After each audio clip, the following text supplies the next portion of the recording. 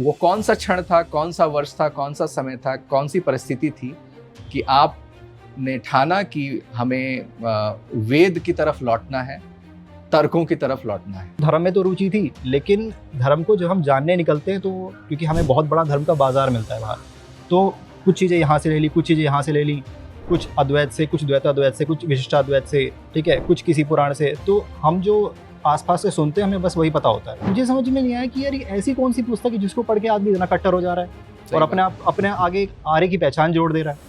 तो इसीलिए फिर मैंने सत्यार्थ प्रकाश पढ़ा। जब सत्यार्थ प्रकाश पढ़ा तब मतलब आप समझ लीजिए कि बहुत सारी चीज़ें जो कन्फ्यूज़न था वो वहीं से सॉल्व हो गया। मतलब जो चीज़ें मुझे इंटरेस्ट तो था धर्म में, जो चीज़ें मैं जानने निकला था, जो जितना दिमाग में कन्फ्यूजन था, वो सारा का सारा धीरे धीरे क्लियरिटी आने लगी। महर्षि ने बताया कि आपकी जो पहचान है, आपकी जो पूर्वजों की पहचान है, जो राम जी की पहचान है, जो कृष्ण जी की पहचान है, वही हमारी पहचान है, क्योंकि हम उनकी संतान हैं। तो वहाँ से हमने, और एक चीज़ और था कि या तो आप जात पात में बढ़ जाओ, ठीक है, आप बोलो मैं क्षत्रिय हूँ, मैं ब्राह्मण हूँ, मैं किसी वैश्य कास्ट से आता हूँ, SC ST OBC, आप जो लगाना चाहो लगा लो। या फिर आप एक काम करो, अगर आपको सच में देश के लिए, धर्म के लिए कुछ करना है तो आप एकता बिल्डअप करो। एकता बिल्डअप करने के लिए एक काम करो, सरनेम हटाओ, एक सरनेम लगाओ, वो है आर्य। अंबेडकर जो लिख रहे थे बौद्धिज्म, 38 दिन के बाद उनकी मृत्यु हो गई, तो एक इनकम्प्लीट ड्राफ्ट है। तो मतलब सिर्फ महिमा मंडन हो रहा है और जप रहे हैं लोग, बिल्कुल, उनको ही नहीं पढ़ रहे। हाँ, समाज को अंबेडकर जी ने टारगेट किया था, जिस समाज को उन्होंने जिसको वो सिखाना चाहते थे, बताना चाहते थे, वो समाज दूसरा अंबेडकर पैदा नहीं कर पाया। आज के समय आप देखेंगे एक बहुत बड़ी समस्या है कि युवा धर्म से जुड़ नहीं रहा। युवाओं का धर्म के प्रति कोई रुझान नहीं है, कोई रुचि नहीं है। आज युवा केवल और केवल भौतिकवाद में है, अध्यात्म से बिल्कुल पृथक है, ईश्वर की दिशा से बिल्कुल विपरीत है, भोगवाद की दिशा में। उसका एक मुख्य कारण ये है कि हमने अपने बच्चों को समझाया ही नहीं कि धर्म क्या है। तर्क की कसौटी पर कभी हमने धर्म को खरा उतरने ही नहीं दिया उनके सामने। बच्चे को ये फोर्स कर दिया कि तुम संध्या करने के लिए हमारे साथ बैठो, तुम हवन करने के लिए हमारे साथ बैठो। पर संध्या में बैठना क्यों, हवन करना क्यों? जब तक ये आप नहीं बताएंगे तब तक बालक उसमें रुचि नहीं लेगा। हो सकता है वो आपके दबाव में आकर के यज्ञ कर ले, हो सकता है वो आपके दबाव में आकर के संध्या भी कर ले, लेकिन उसको जब तक आवश्यकता नहीं पता चलेगी कि संध्या की या यज्ञ की मेरे जीवन में आवश्यकता क्या है, जब तक उस आवश्यकता को वो नहीं जानेगा तब तक वो पूरी तरह से इन कर्मों में प्रवृत्त नहीं हो सकता। नमस्ते सभी को, आप सभी का बहुत बहुत स्वागत है आज के इस नए पॉडकास्ट में। और आज के जो हमारे अतिथि हैं निर्भय आर्य जी और सार्थक आर्य जी, आपका बहुत बहुत स्वागत है। दर्शकों को मैं बताना चाहूँ, जो दो युवा हमारे साथ बैठे हैं, ये कुछ ही वर्ष पहले इन्होंने अपने नाम के साथ आर्य शब्द को जोड़ा है। और तो हम पहला जो प्रश्न है या पहली जो हमारी वार्ता है वो इसी विषय पे होने वाली है कि वो आर्य कैसे बने। तो आपका तो पहले बहुत बहुत स्वागत है जी, बहुत निर्भय जी और सार्थक जी। तो मैं प्रारंभ करना चाहूँगा जी निर्भय जी के साथ कि वो कौन सा क्षण था, कौन सा वर्ष था, कौन सा समय था, कौन सी परिस्थिति थी कि आपने ठाना कि हमें वेद की तरफ लौटना है, तर्कों की तरफ लौटना है। जी, तो सबसे पहले मैं तुम्हें बताना चाहूँगा कि मेरी जो बचपन से प्रवृत्ति रही है वो धार्मिक किस्म की रही है, और धार्मिक तो रही है, जिज्ञासु भी रही है और लॉजिकल टाइप भी रही है। ठीक है, तो मैं जब छोटा था उसी टाइम मुझे हनुमान चालीसा याद थी, ठीक है, और मुझे जो धार्मिक पुस्तकें होती थी उसमें रुचि रहती थी। और अपने जो बड़े होते हैं घर के, मम्मी हो गए, पापा हो गए या दादा हो गए, तो उनसे मैं तरह तरह के सवाल पूछता था। तो रामायण से संबंधी या फिर महाभारत से संबंधित कुछ न कुछ प्रश्न में करता रहता था, या कुछ दूसरे प्रश्न भी करता था, जैसे कि जो मकड़ी जाला बनाती है कैसे बनाती है। तो इस टाइप के लॉजिकल क्वेश्चन में करता था। तो लॉजिकल भी था, क्यूरियस भी था और साथ में धार्मिक भी था। बहुत ठीक है, तो जैसे जैसे मैं बड़ा हुआ तो धर्म में तो रुचि थी, लेकिन धर्म को जब हम जानने निकलते हैं तो क्योंकि हमें बहुत बड़ा धर्म का बाजार मिलता है बाहर, तो कुछ चीज़ें यहाँ से ले ली, कुछ चीज़ें यहाँ से ले ली, कुछ अद्वैत से, कुछ द्वैताद्वैत से, कुछ विशिष्टाद्वैत से, ठीक है, कुछ किसी पुराण से। तो हम जो आसपास से सुनते हैं हमें बस वही पता होता है। इवन कुछ तो ऐसी चीज़ें हैं जो अब्राहमिक रिलीजन की, वो भी हमारे समाज के अंदर फैली हुई है, बिल्कुल, है ना, वो भी चीज़ें हम ग्रैस्प करते हैं। तो क्यूरियोसिटी तो थी, लेकिन जब मैं जानने निकला तो फिर कन्फ्यूज़न होने लगे बहुत सारे कि क्या पढ़ें, कैसे जानें, क्या चीज़ें हैं। तो ये समझ में नहीं आता था, फिर भी जितना था उस तरह से काम चल रहा था। और एक बार क्या हुआ कि मेरे पिताजी बात कर रहे थे मम्मी से, माता जी से बात कर रहे थे। उसी बीच उन्होंने माता जी से बात की और मुझे समझ में आया वो बात मुझे बुरी लगी। बुरी क्या लगी? उन्होंने माता जी से बोला कि जो रामायण है हमारा, ठीक है, वो भी कोई बहुत ठीक नहीं है, उन्होंने ये बात बोला।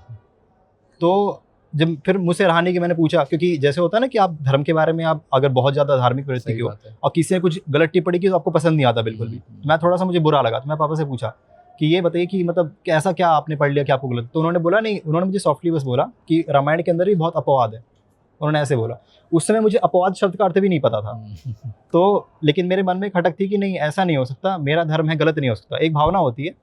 तो फिर आगे आगे जैसे हम बढ़ते गए, अच्छा एक प्लस पॉइंट ये हुआ कि जियो की क्रांति आई थी, उस बीच हम यूट्यूब से लोग कनेक्ट होना चालू हुए सही थे। बात। तो यूट्यूब पे जब चैनल वगैरह लोगों ने बनाना चालू किया था, तो सबसे पहले कुछ यूट्यूब चैनल्स आर्य समाज के युवाओं की तरफ से खुले थे, ठीक है। विशेष बात ये कि वो चैनल युवाओं की तरफ से थे, और वो 3 मुख्य युवा थे, राहुल आर्य जी, अंकुर आर्य जी और अमित आर्य जी, ठीक है। थैंक्स भारत नाम से और जी। सत्य सनातन और भारत योगी नाम से ये 3 चैनल थे। तो हेल्थ एंड फिटनेस के मामले में भारत योगी जी थे, और जो धर्म के मामले में जो आक्षेप लगते थे, वो चाहे ब्रह्मा सरस्वती कंट्रोवर्सी हो या कोई भी और हो, या महाभारत या रामायण संबंधी कुछ भी कंट्रोवर्सी हो, उसका जो उत्तर था वो राहुल आर्य जी देते थे। अच्छा, इसमें एक प्लस एंगल मुझे मिला, वो था पॉलिटिकल कॉन्सेप्ट। पॉलिटिकल कॉन्सेप्ट के बारे में अंकुर आर्य जी बताते थे कि आपके देश में ये पॉलिटिकल सिस्टम चल रहा है, ये आपका इतिहास रहा है, इस तरीके से वर्तमान स्थिति है, कैसे जो विरोधी लोग हैं किस तरीके से पॉलिटिकल एजेंडा फैलाते हैं, तो ये सब मुझे पता चला। तो धीरे धीरे चीज़ें क्लियर होने लगी, लेकिन तब भी एक मन में खींच थी कि अपने आप को पहचान क्या दें। हमें कुछ इन्फॉर्मेशन तो मिली है, सही बात है। हमें जोश भर गया, वीडियो देखा जोश भर गया कि हमें भी कुछ करना है, देश के लिए कुछ करना है। अच्छा, देश में इतनी सारी विरोधी ताकतें हैं जो देश को दबाने में लगी, तो हमें कुछ करना चाहिए, क्या करना चाहिए, कैसे करना चाहिए, और हम अपने आप को पहचान क्या दें, वो एकदम ब्लैंक था। तो हुआ ये था कि जो अमित आर्य जी थे भारत योगी वाले, उन्होंने सजेस्ट किया था कि आप अपने यूट्यूब चैनल पे वीडियो में सजेस्ट किया था कि राम प्रसाद बिस्मिल जी की जीवनी पढ़ो। तो राम प्रसाद बिस्मिल जी की जीवनी मैंने पढ़ा। अच्छा, उसके अंदर आता है सत्यार्थ प्रकाश का वर्णन आता है। तो वो बताते हैं कि मैं पहले बड़ा दुबला पतला कमजोर था, सत्यार्थ प्रकाश के अंदर ब्रह्मचर्य के नियम लिखे थे, उसको कठोरता से पालन किया, 3 साल के अंदर अंदर शरीर हट्टा कट्टा हो गया, ठीक है। और वो ये लिखते हैं कि आर्य समाज, उन्होंने बोला कि मैं घर छोड़ दूंगा, आर्य समाज नहीं छोड़ूंगा। तो मुझे समझ में नहीं आया कि यार ये ऐसी कौन सी पुस्तक है जिसको पढ़ के आदमी इतना कट्टर हो जा रहा है और अपने आगे आर्य की पहचान जोड़ दे रहा है। तो इसीलिए फिर मैंने सत्यार्थ प्रकाश पढ़ा। जब सत्यार्थ प्रकाश पढ़ा तब मतलब आप समझ लीजिए कि बहुत सारी चीज़ें जो कन्फ्यूज़न था वो वहीं से सॉल्व हो गया। मतलब जो चीज़ें मुझे इंटरेस्ट तो था धर्म में, जो चीज़ें मैं जानने निकला था, जो जितना दिमाग में कन्फ्यूजन था, वो सारा का सारा धीरे धीरे क्लैरिटी आने लग गया। इवन पहले समुल्लास से ही लेकर के आपको चीज़ों की क्लैरिटी मिलती चली जाएगी। तो वहाँ से फिर मैंने निर्णय किया कि महर्षि ने बताया कि आपकी जो पहचान है, आपकी जो पूर्वजों की पहचान है, जो राम जी की पहचान है, जो कृष्ण जी की पहचान है, वही हमारी पहचान है, क्योंकि हम उनकी संतान हैं। तो वहाँ से हमने, और एक चीज़ और था कि या तो आप जात पात में बढ़ जाओ, ठीक है, आप बोलो मैं क्षत्रिय हूँ, मैं ब्राह्मण हूँ, मैं किसी वैश्य कास्ट से आता हूँ, SC ST OBC, आप जो लगाना चाहो लगा लो। या फिर आप एक काम करो, अगर आपको सच में देश के लिए, धर्म के लिए कुछ करना है, तो आप एकता बिल्डअप करो। एकता बिल्डअप करने के लिए एक काम करो, सरनेम हटाओ, एक सरनेम लगाओ, वो है आर्य। सबके एक सरनेम। अच्छा, भेदभाव करोगे कैसे? नाम देख के तो करोगे, नाम एक है कैसे करोगे? इसीलिए मैंने कहा नाम हटाऊंगा, मुझे नहीं चाहिए ना बेनिफिट चाहिए किसी चीज़। जब जैसे क्या होता है, अपर कास्ट में लोग सोशल बेनिफिट लेते हैं, अपर कास्ट है, समाज में इज्जत फ्री फंड की मिलेगी, हमारे बाप दादा अच्छे थे, उसका क्रेडिट हम खाएंगे, फ्री फंड की लेंगे, ठीक है। हमने कहा वो नहीं चाहिए, हम नाम के सामने आर लगाएंगे, जितना ज्ञान होगा, जितनी विद्या होगा, जितना पुरुषार्थ होगा, उसी बेस पे मान सम्मान इत्यादि जो कुछ होगा वही उसी के आधार पे होगा। तो यहाँ से फिर हम आर्य सरनेम लगा लिया। उसके बाद फिर धीरे धीरे हमने प्रचार करना चालू किया। तो प्रचार का जो आधार बना था मुख्यतः वो ऑनलाइन माध्यम ही बना था। यूट्यूब चैनल पे शुरू में इंस्टाग्राम पे काम किया, फिर यूट्यूब चैनल खोले और डिबेट्स वगैरह मैं करता था। तो डिबेट्स मेरी मोस्टली भीमवादी विचारधारा से होते थे, और जो आपके कुछ पौराणिक बहुत कम होता था, लेकिन होता था। इसके अलावा इस्लामिक विचारधारा से भी डिबेट्स होती थी। अच्छा, एक मेरी डिबेट हुई थी, कर्तव्य डिबेट्स नाम से एक चैनल था, तो उसमें मेरी साइंस जर्नी से भी एक बार डिबेट हुई थी। उससे वैसे 2 बार डिबेट हुई थी, वो उसने वीडियो उड़वा दिया था और बाद में तो रिपोर्ट मार के चैनल भी पूरा उड़वा दिया था। ये चीज़ें हुई थी। तो इस पर मैं आऊँगा। अभी सार्थक जी की भी जो यात्रा है, या इवोल्यूशन हम बोले, कि उन्होंने अपने नाम के आगे आर्य जो लगाया, तो ये यात्रा कैसे यहाँ तक आप पहुँचे? जी। तो जैसा निर्भय जी का एक्सपीरियंस रहा, वैसा ही कुछ एक्सपीरियंस मेरा रहा है।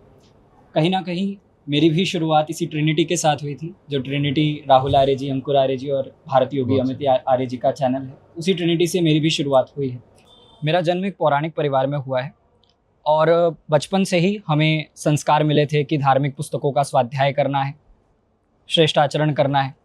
तो धार्मिक पुस्तकों के स्वाध्याय के अंतर्गत दादी जी की विशेष प्रेरणा थी कि रामचरितमानस पढ़ो, श्री राम के आदर्श को जानना है उससे।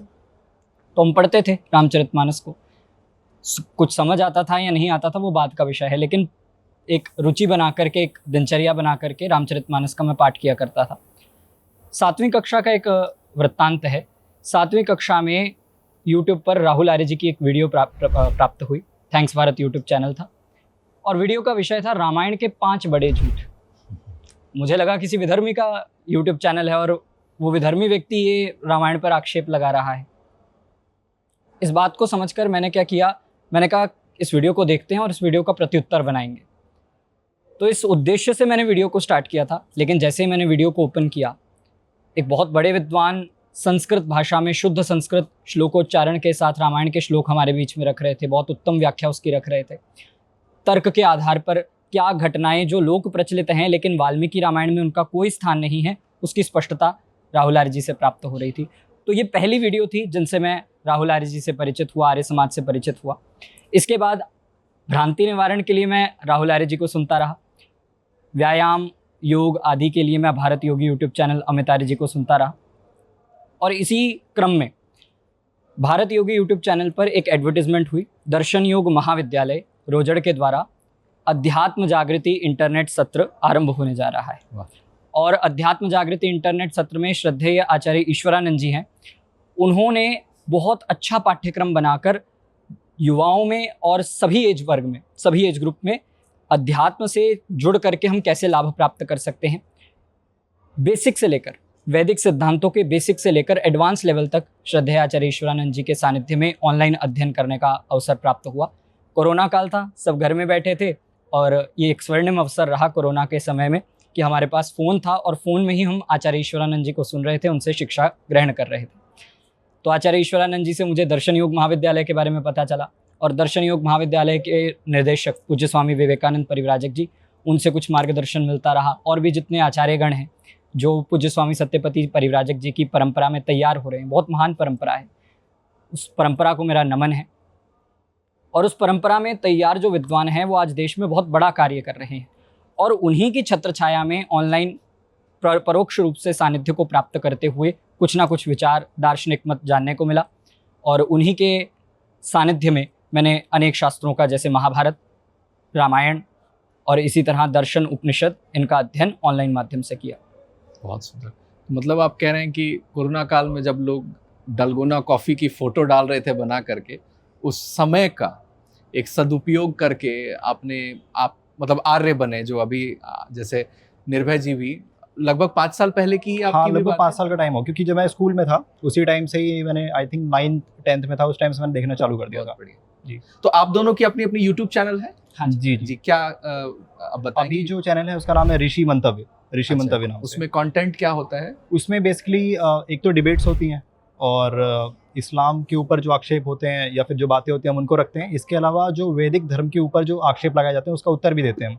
तो उस पर हम वीडियोस भी डालते हैं, शॉर्ट्स, और मैक्सिमम लाइव करते हैं उसके ऊपर। तो सब जितनी भी आपको चीज़ें, आक्षेप, नए नए आक्षेप होते हैं, सुनने में आते रहते हैं, तो उन सबका समाधान आपको चैनल के ऊपर मिल जाएगा। और आपकी चैनल? जी, मेरे यूट्यूब चैनल का नाम सनातन संचयन है। इस समय उसके 10,000 सब्सक्राइबर्स हैं और उस पर महर्षि दयानंद सरस्वती जो द्वारा रचित जो विविध शास्त्र हैं, विविध उनकी पुस्तकें हैं, जैसे आर्योद्देश्य रत्नमाला, आर्याभिविनय, व्यवहार भानु, इनका अध्यापन करने का प्रयास रहता है कि जनमानस में जो लोग ऋषि की मंतव्यों को नहीं समझ पा रहे, अब लोगों में ये बहुत एक समस्या देखने को मिलती है कि हम आर्याभिविनय पढ़ते हैं लेकिन हमें समझ में नहीं आती, कठिन भाषा है। ऐसे हम व्यवहार भानु पढ़ते हैं लेकिन वो स्पष्ट नहीं हो पाती। तो उनको स्पष्ट करने के लिए आर्याभिविनय के मंत्रों की बड़ी सरल व्याख्या, सुबोध व्याख्या हो, इसके लिए वहाँ पर वीडियोस प्रेषित की गई। इसके अतिरिक्त व्यवहार भानु की अच्छे से व्याख्यान माला तैयार की गई और हाल ही में अभी विदुर नीति का अध्यापन पूर्ण हुआ और विदुर नीति के संदर्भ में पूरी विदुर नीति आद्योपांत सनातन संचयन यूट्यूब चैनल पर पढ़ाई गई। और ऐसे ही आगे ये उद्देश्य है कि सनातन संचयन यूट्यूब चैनल पर सनातन और वैदिक धर्म से संबंधित जितने भी धर्मशास्त्र हैं, जो पढ़ाने योग्य हैं, जो अध्ययन करने योग्य हैं, उनका अध्यापन किया जाए और वहाँ पर लोग उससे लाभान्वित हों। बहुत सुंदर। तो मीडिया का जो एक सदुपयोग है कि ज़्यादा से ज़्यादा लोगों तक शास्त्रों का जो ज्ञान है, जो गुरुकुल में नहीं भी हैं, परंपरा में नहीं भी आए हैं, वो भी उन बातों को जाने। तो अभी बातों के दौरान आप जी साइंस जर्नी चैनल जी। की आप बात कर रहे थे, तो ये जो जो आप तैयार करते हैं रिब्यूटल्स जो हम बोलते हैं कि इसका उत्तर देना है मुझे, ये कोई भ्रांति फैला रहा है, ये कोई झूठी बात फैला रहा है, तो कोई एक केस स्टडी है जैसे आप बताएं कि एक आप उलझे फिर चैनल शायद डिलीट भी हुआ आपका? जी। तो साइंस जर्नी से मैं बात करूं, मतलब उस विषय में अगर मैं आपको बताऊं, तो हुआ ये था कि सबसे पहले जो सनातन वैदिक धर्म को लेकर के जो कन्फ्यूजन था, सत्यार्थ प्रकाश पढ़ने से वो दूर हुआ।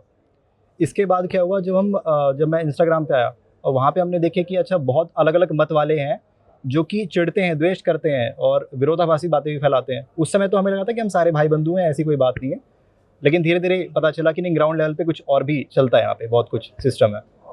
उसके बाद हाँ, ये तो पता था कि हाँ इस्लामिक मत या बाइबल इत्यादि इत्यादि मत है वो तो अलग हैं ही।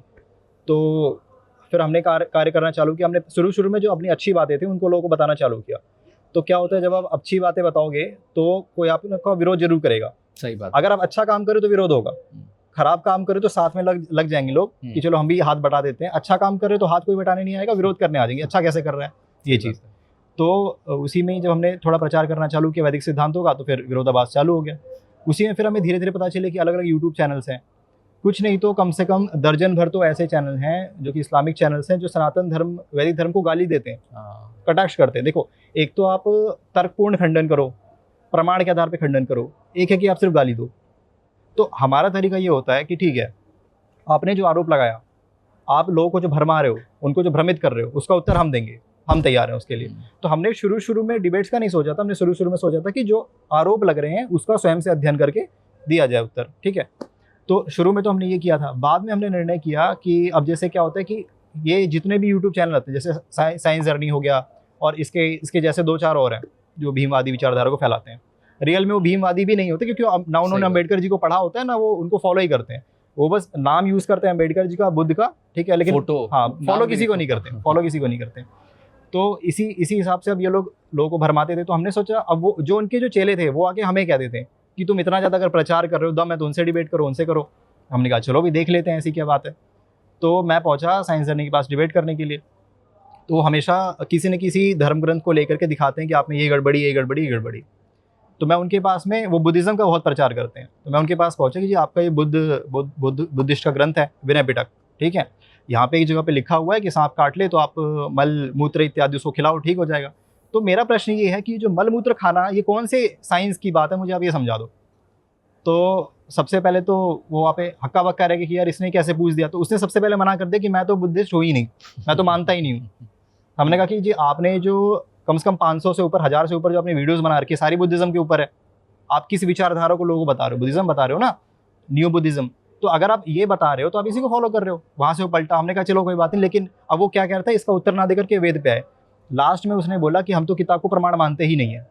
उसने बोला हम किताब को प्रमाण मानते ही नहीं है। मैंने बोला भाई कहाँ से पढ़ के पता चला? कह रहे किताब में पढ़ के पता चला कि किताब प्रमाण नहीं मानते। मैंने कहा उसको प्रमाण माना था ना? तो हाँ माना था, फंस गया वहाँ पे। तो उसके बाद उसने गाली दे के निकाल दिया। वो वीडियो हमने अपलोड की थी, एक चैनल था कर्तव्य डिबेट्स नाम से, तो उस पर हमने अपलोड किया था और उस पर व्यूज़ भी अच्छे आ रहे थे। वो लगभग 2-3 महीने में उस पर 35-40 हज़ार व्यूज़ आ गए थे और उस पर डेली व्यूज़ आते थे। तो अब उन भाई साहब की होती थोड़ी थी बेइज्जती, तो उन्होंने क्या किया, वो स्ट्राइक मार के उड़ा दिया। पहले तो वीडियो उड़ाया, थोड़े समय बाद चैनल भी उड़ा दिया। ये चीज़ हुई थी। और उसके बाद भी और भी बहुत सारे डिबेट्स किए हैं, इस्लामिक चैनल्स पे डिबेट किए हैं, और भी भीमवादी और भी चैनल्स पे डिबेट किए हैं। तो मुख्य जो हमारे इस तरह से डिबेट होता है, कंटेंट मेरे पास लगभग होगा कम से कम 200 के ऊपर डिबेट्स होंगी लगभग, वीडियो कंटेंट। तो आपने बहुत सही शब्द का प्रयोग किया, नव बौद्ध, न्यू बौद्धिज्म। ना वो हीनयान है, ना वो महायान, कोई पारंपरिक ना वो वज्रयान वाले। और ये भी कहा जाता है कि अंबेडकर जो लिख रहे थे बौद्धिज्म, 38 दिन के बाद उनकी मृत्यु हो गई। तो एक इनकम्प्लीट ड्राफ्ट है। तो मतलब सिर्फ महिमा मंडन हो रहा है और जप रहे हैं लोग, बिल्कुल उनको ही नहीं पढ़ रहे। हाँ, बहुत सुंदर। इसमें आप ये देखिए कि जिस समाज को अंबेडकर जी ने टारगेट किया था, जिस समाज को उन्होंने जिसको वो सिखाना चाहते थे, बताना चाहते थे, वो समाज दूसरा अंबेडकर पैदा नहीं कर पाया। सोच के देखिए, वो बोलते थे पढ़ो लिखो, ये लोग भी बोलते नहीं पाखंड में मत पढ़ो, पढ़ो लिखो। आप कहाँ पढ़े लिखे? आप तैयार करके दिखाओ। दूसरा अंबेडकर क्यों नहीं बना पाया आप? दूसरा पहला भी जो अंबेडकर बनाया था वो आर्य समाज ने बनाया था। आर्य समाज ने भेजा था अंबेडकर जी को विदेश में जाकर के पढ़ने के लिए। पहला अंबेडकर तैयार किया आर्य समाज ने। अरे अपने दम पे आप कम से कम दूसरा तो तैयार करके बताओ। वो भी नहीं कर पाया आज तक ये। तो इन्होंने, इनकी उपलब्धि कुछ नहीं है, उपलब्धि केवल एक है, राजनीतिक सत्ता को हथियाना। कुछ जो कम्युनिटी है SC ST OBC उनको भरमाओ, ठीक है, उनको भरमा करके जो जनरल SC ST OBC में दरार डालो, एक कम्युनिटी हमारी, उनकी कम्युनिटी थोड़ी सी है, वो अपना अलग राज करेंगे, उनको दबा देंगे, हमारा वोट बैंक ज़्यादा हो जाएगा, हम राजा बन जाएंगे। सिस्टम वही है, टेक्निकली ब्रेकिंग इंडिया फोर्सेस जो हाँ, हम बात बस। करते हैं, तो पूरा पॉलिटिकल सिस्टम है। तो आपने एक द्वंद्व, एक समस्या, एक मतलब जो भीम आर्मी है उसके विरुद्ध आपने बातों को रखा, डिबेट्स को रखा। सार्थक जी, आप कह रहे थे कि जो पौराणिक जो अपब्रिंगिंग है आपकी, जिससे आप बड़े हुए, फिर आप उसे इतर जो है वो वैदिक के तरफ आपका जो है ट्रांजिशन हुआ। तो ये मूल अंतर आपको क्या दिखा कि पुराण वाली जो जीवन शैली थी और वेद वाली जो जीवन शैली, इसमें मूल अंतर क्या है? जी, तो बचपन से ही मैं ये देखता था कि जब लोगों को पता है कि इसकी वृत्ति धार्मिक है, ये धार्मिक प्रवृत्ति का है, तो अक्सर कुछ प्रश्न, कुछ शंकाएं वो मुझसे पूछते थे कि तुम्हारे पुराणों में ऐसा लिखा है, तुम्हारे ग्रंथों में ऐसा लिखा है, और उसके उत्तर वहाँ पे मेरे पास होते नहीं थे। क्यों? स्वाध्याय की कमी थी, और जो जैसा लिखा है उसको वैसा मान लेना ये प्रवृत्ति थी, क्योंकि पौराणिकवाद तो हमें यही सिखाता है कि शास्त्र में लिखा है जैसा तो उसको मान लिया जाए ज्यों का त्यों। पर आर्य समाज में जब मैं आया, आर्य समाज में आकर के मुझे पता लगा यस्तर्केण अनुसंधनते सधर्म वेदनेतरा, अर्थात अगर मुझे धर्म को जानना है तो मुझे तर्क करना पड़ेगा, बिना तर्क के मैं धर्म को नहीं जान सकता। जब मुझे इस बात का पता चला तो मेरी तर्क शक्ति बढ़ी। वहाँ पर न्याय दर्शन का भी मैंने कुछ अध्ययन किया है, तो न्याय दर्शन के आधार पर तर्क को मैंने समझा कि तर्क करते कैसे हैं, और उसके बाद हर प्रश्न का जो शंकाएं वैदिक धर्म पर उठाई जाती हैं, जो आक्षेप वैदिक धर्म पर किए जाते हैं, उनका तार्किक उत्तर तैयार करने का प्रयास किया। इसी संदर्भ में एक घटना भी है। इंस्टाग्राम पर मेरा पेज है सनातन संचित, तो वहाँ पर द वैदिक गाय नाम से एक इंस्टाग्राम हैंडल था उस समय। पहले वो आर्य समाज की पोस्ट करता था, लेकिन कुछ समय बाद वो भ्रम में पड़ गया था और अद्वैत मत का प्रचार करने लगा था। तो उन्होंने एक पुस्तक है, मैं उसका नाम नहीं ले सकता, उस पुस्तक में ऋषि दयानंद सरस्वती जी को और सत्यार्थ प्रकाश को बहुत अधिक क्रिटिसाइज किया है, और नाम इसलिए नहीं ले सकता क्योंकि नाम बहुत असभ्य है। अच्छा, उस पुस्तक का नाम असभ्य है। तो उस पुस्तक के आधार पर उन्होंने महर्षि दयानंद सरस्वती जी के वेद भाष्यों पर बहुत से प्रश्न खड़े किए। कम से कम 13 प्रश्न थे महर्षि दयानंद सरस्वती जी के वेद भाष्य पर, और उन्हीं 13 प्रश्नों का उत्तर सनातन संचयन यूट्यूब चैनल और इंस्टाग्राम माध्यम से मैंने प्रिपेयर किया और उसको प्रेषित किया इंस्टाग्राम अकाउंट पर। तो एक तर्क करने की शक्ति मुझे लगता है सबसे बड़ी उपलब्धि है जो मुझे आर्य समाज में आने के पश्चात प्राप्त हुई है, कि जहाँ पौराणिकवाद में हम केवल जो जैसा लिखा है उसे वैसा मान लेने वाली बात है, वहीं आर्य समाज हमें तर्क करना सिखाता है। तर्क के द्वारा धर्म को समझना और दूसरों को समझाना, ये जो शैली है ये केवल और केवल आर्य समाज प्रदान कर सकता है। और जो पुनर्जागरण की भी बात होती है विदेशों में, तो वो टेक्निकली हम लोग कहते हैं कि तर्कशास्त्र की ही, ग्रीक जो एरिस्टोटल के लॉजिक की ही एंट्री हुई थी, तभी उनका उत्थान हुआ था। और यही शायद भारत में बाकी रह गया कि अध्यात्म का एक विश्वास वाला स्वरूप आया, लेकिन तार्किक स्वरूप जो है वो अभी तक प्रतीत नहीं होता, दिखाई देता हुआ। तो निर्भय जी, सार्थक जी, आपसे बहुत सार्थक चर्चा हमने की। यदि कुछ विषय, कुछ बातें आपके मन में आ रही, कुछ जोड़ना चाहते हैं, तो इस मंच से आप अपनी बातों को रख सकते हैं। जी, सार्थक जी ने एक बात कही थी तार्किक ग्रंथों से संबंधित, तो उसमें मैं एक बात ऐड करना चाहूँगा कि सबसे पहले मुझे न्याय दर्शन के बारे में पता चला तो सत्यार्थ प्रकाश से ही। अब आप सत्यार्थ प्रकाश पढ़ोगे तो उसके अंदर 8 प्रकार के प्रमाण बताए हुए हैं, ठीक है। अच्छा, वो पहले पता ही नहीं था कि ऐसा भी कुछ होता है, इतने प्रकार के प्रमाण भी होते हैं। तो वहाँ से ही पता चला कि 8 प्रकार के प्रमाण हैं, और फिर नीचे लिखा होता है कि कौन से शास्त्र से दिए हुए, तो वो दे रखे न्याय शास्त्र से, न्याय दर्शन से। तो हमें पता चला कि अच्छा ये भी कोई ग्रंथ है। फिर उसको पढ़ा तो फिर हमें ये सब पता चला कि अच्छा तर्क वितर्क। अच्छा, एक और बात है कि जिस व्यक्ति ने सत्यार्थ प्रकाश पढ़ लिया उसकी प्रवृत्ति ऑटोमेटिकली तार्किक हो जाएगी। अगर कम है तो बढ़ जाएगी, बढ़ी हुई तो बहुत अच्छी हो जाएगी। क्योंकि मैटर करता है आप डिस्कशन किस तरीके से कर रहे हो। अगर आप नॉर्मल डिस्कशन कर रहे हो, जो लिखा है वो मान लो उस तरीके से डिस्कशन कर रहे हो, तो ग्रो नहीं होने वाला। तो जो व्यक्ति जिस चीज में श्रम करता है उसकी योग्यता उसी चीज में बढ़ती है। सही बात है। तर्क वितर्क करोगे, वैसे आप पढ़ोगे तो उसी चीज में आपकी योग्यता बढ़ेगी। तो उसके अंदर इतने सारे प्रश्नों के तार्किक उत्तर दे रखे हैं कि सोच भी नहीं सकते कि किसी व्यक्ति ने ऐसे ऐसे प्रकार के भी उत्तर खोजे होंगे, जैसे महर्षि दयानंद ने खोज रखे हैं, जैसे महर्षि दयानंद ने सत्यार्थ प्रकाश में लिख रखे हैं ऑलरेडी। तो वो पढ़ने से बहुत ही बेनिफिशियल होता है और हर व्यक्ति को जरूर से जरूर पढ़ना चाहिए। जी, इसमें एक बात ऐड करना चाहूँगा। जैसा कि निर्भय जी बता रहे हैं कि सत्यार्थ प्रकाश में उत्तम रीति से तर्क की एक अद्भुत प्रयोग करके बातों को उद्धृत किया गया है। तो आज के समय आप देखेंगे एक बहुत बड़ी समस्या है कि युवा धर्म से जुड़ नहीं रहा। युवाओं का धर्म के प्रति कोई रुझान नहीं है, कोई रुचि नहीं है। आज युवा केवल और केवल भौतिकवाद में है, अध्यात्म से बिल्कुल पृथक है, ईश्वर की दिशा से बिल्कुल विपरीत है, भोगवाद की दिशा में। उसका एक मुख्य कारण ये है कि हमने अपने बच्चों को समझाया ही नहीं कि धर्म क्या है। सही बात। तर्क की कसौटी पर कभी हमने धर्म को खरा उतरने ही नहीं दिया उनके सामने। बच्चे को ये फोर्स कर दिया कि तुम संध्या करने के लिए हमारे साथ बैठो, तुम हवन करने के लिए हमारे साथ बैठो। पर संध्या में बैठना क्यों है, हवन करना क्यों है? जब तक ये आप नहीं बताएंगे तब तक बालक उसमें रुचि नहीं लेगा। हो सकता है वो आपके दबाव में आकर के यज्ञ कर ले, हो सकता है वो आपके दबाव में आकर के संध्या भी कर ले, लेकिन उसको जब तक आवश्यकता नहीं पता चलेगी कि संध्या की या यज्ञ की मेरे जीवन में आवश्यकता क्या है, जब तक उस आवश्यकता को वो नहीं जानेगा तब तक वो पूरी तरह से इन कर्मों में प्रवृत्त नहीं हो सकता। ये जो चर्चा हुई, ये इसको हम लोग इंग्लिश में बोल सकते हैं बहुत क्रिस्प, बहुत सटीक, सूक्ष्म स्तर पे, कि बहुत ज़्यादा बड़ा व्याख्या के रूप में नहीं है, क्योंकि आज की एक ये भी समस्या है कि अटेंशन स्पैन जो है, मतलब लोग 1 घंटे बैठ करके जी वीडियो देखने की क्षमता भी लोग खो रहे हैं, जो रील वाली जो दुनिया है। फिर भी इतने कम समय में आप दोनों ने इतनी सार्थकता से जो बात रखी, उसके लिए आप दोनों को साधुवाद। आप जो कार्य कर रहे हैं उस पुरुषार्थ के लिए भी आपका बहुत बहुत धन्यवाद, और आज हमारे साथ जुड़ने के लिए भी आपका बहुत बहुत आपका भी बहुत बहुत आपका भी बहुत धन्यवाद।